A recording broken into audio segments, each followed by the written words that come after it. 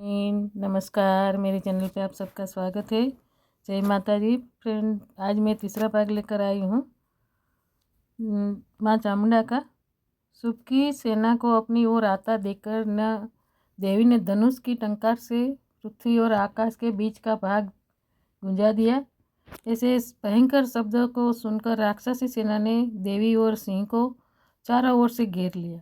उस तरफ दैत्यों के नाश के लिए और देवताओं के हित के लिए समस्त देवताओं की शक्तियाँ अनेक शरीर से निकलकर उन्हीं के रूप में आयुधों से सजकर दैत्यों से युद्ध करने के लिए प्रस्तुत हो गई।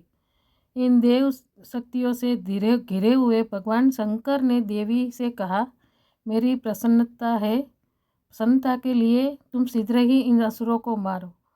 इसके पश्चात देवी के शरीर से अत्यंत उग्र रूप वाली और सैकड़ों गिदड़ियों के समान आवाज करने वाली चंडिका शक्ति प्रकट हुई। उस अपराजिता देवी ने भगवान शंकर को अपना दूत बनाकर शुभ निशुभ के पास इस संदेश के साथ भेजा, जो तुम्हें अपने जीवित रहने की इच्छा हो तो त्रिलोकी का राज्य इंद्रदेव को दे दो। देवताओं को उन यज्ञ भाग मिलना आरंभ हो जाए और तुम पाताल को लौट जाओ। किंतु यदि बलि के गर्व से तुम्हारी लड़ने की इच्छा हो तो फिर आ जाओ। तुम्हारे मांस से मेरी योनियाँ तृप्त होगी।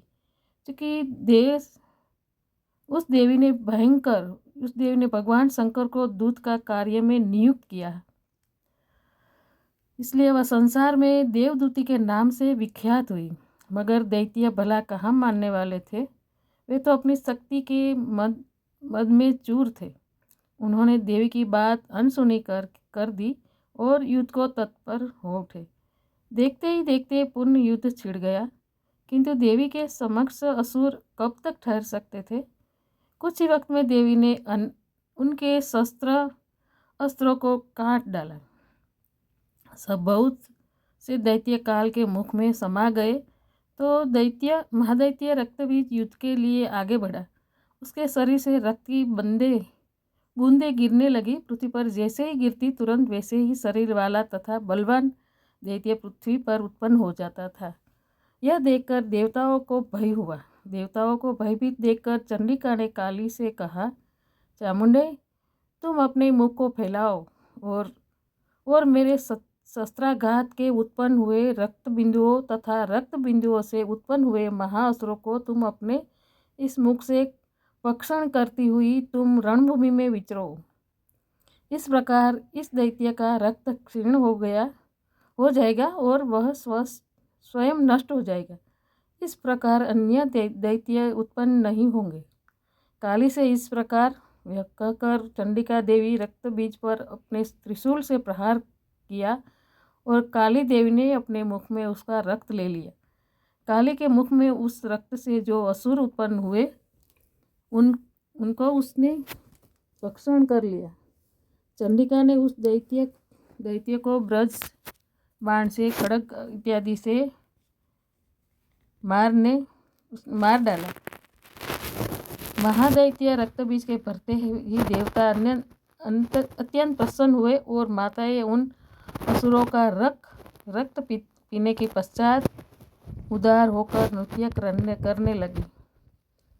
रक्तबीज के मारे जाने पर शुभ व निशुभ को बड़ा क्रोध आया और अपने बहुत बड़ी सेना लेकर महाशक्ति से युद्ध करने चल दिए। पराक्रमी शुभ की अपनी सेना सहित या मातृगुणों से युद्ध करने के लिए आ पहुंचा। किंतु शीघ्र ही सभी दैत्य मारे गए और देवी ने शुभ निशुभ का संहार कर दिया। सारे संसार में शांति हो गई। देवतागण हर्षित होकर देवी की वंदना करने लगे। इन सब उपाख्यानों को सुनकर मेघा ऋषि ने राजा सुरथ तथा वणिक समाधि से देवी सत्वन की विधिवत व्याख्या की। उसके प्रभाव से दोनों नदी तट पर जाकर तपस्या में लीन हो गए। 3 वर्ष बाद दुर्गा माता ने प्रकट होकर दोनों को आशीर्वाद दिया। इस प्रकार वणिक और सांसारिक मोह से मुक्त होकर आत्मचिंतन में लग गया तथा राजा ने शत्रुओं को पराजित कर अपना खोया हुआ राज्य वैभव पुनः प्राप्त किया। तो फ्रेंड, यही थी कहानी तो आज समाप्त मैं करती हूँ। जय माता जी, जय माँ चामुंडा, जय माँ नवदुर्गा।